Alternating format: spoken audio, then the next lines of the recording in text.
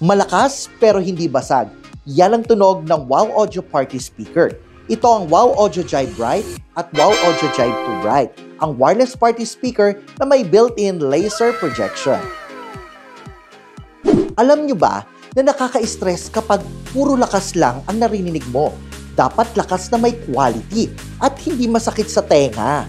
Ang Jive Bright ay may 55 watts RMS power output at ang Wow Audio Jive 2 Bright naman ay may 100 watts RMS power output. Pagdating sa quality at lakas ng tunog, huwag po tayong magpapabudol sa usapang PMPO o yung tinatawag na peak music power output.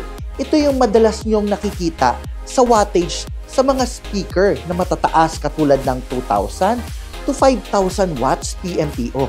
Pero hindi ito yung talagang accurate na lakas ng speaker dahil inflated wattage values or sales gimmick lamang ito. Ang watts or RMS value ang totoong batayan ng speaker power.